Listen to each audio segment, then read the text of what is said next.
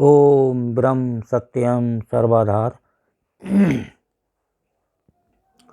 आज दास का प्रसंग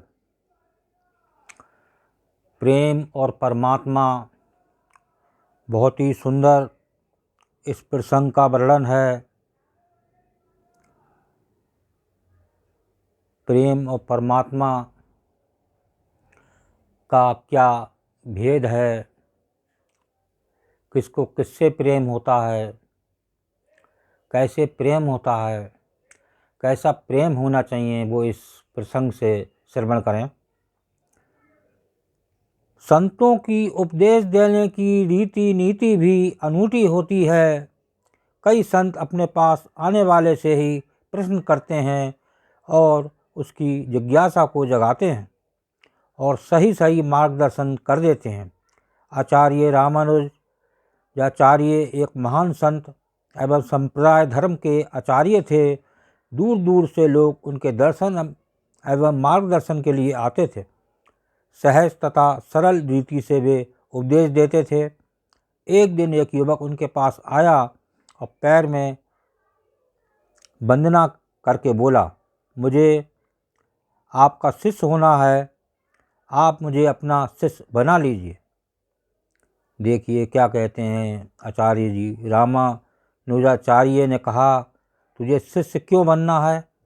युवक ने कहा, मेरा शिष्य होने का हेतु तो परमात्मा से प्रेम करना है। संत रामानुजाचार्य ने तब कहा, इसका अर्थ है कि तुझे परमात्मा से प्रीति करनी है, परंतु मुझे एक बात बता दे, क्या तुझे तेरे घर के किसी व्यक्ति से प्रेम है? देखिए क्या सुंदर प्रश्न आचार्य जी ने किया।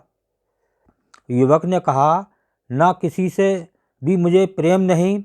तब फिर संत श्री ने पूछा, तुझे तेरे माता पिता या भाई बहन पर स्नेह आता है क्या?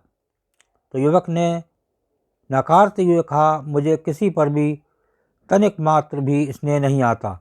पूरी दुनिया स्वार्थपरायण है, ये सब मिथ्या माया जाल है, इसीलिए तो मैं आपकी शरण में आया हूँ।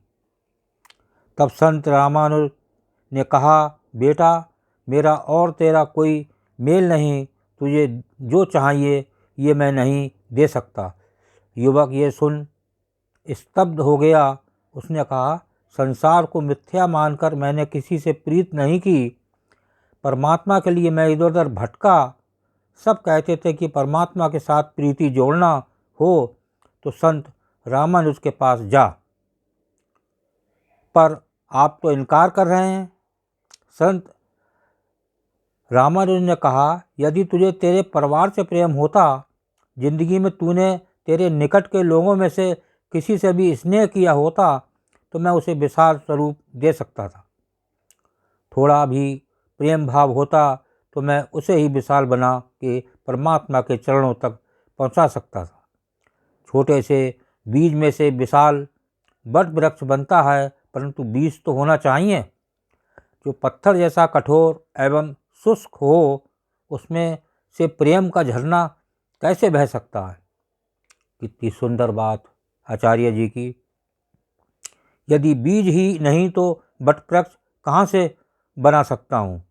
तूने किसी से प्रेम किया ही नहीं, तो तेरे भीतर परमात्मा के प्रति प्रेम की गंगा कैसे बहा सकता हूँ? कहानी का सार ये है कि जिसे अपने निकट के भाई बंधुओं से प्रेम भाव नहीं, उसे ईश्वर से प्रेम भाव नहीं हो सकता। हमें अपने आसपास के लोगों और कर्तव्यों से मुंह नहीं मोड़ सकते। यदि हमें आध्यात्मिक कल्याण चाहिए तो अपने धर्म कर्तव्यों का भी उत्तम रीति से पालन करना होगा। तो देखिए ये जो प्रसंग आपने सुना, प्रेम और परमात्मा, तो हर जीव को, हर जितने भी संसार में जीव हैं, सबसे प्रेम होना चाहिए। चाहे वो परिवार के हों, चाहे वो संसार के हों, चाहे वो पड़ोसी हों।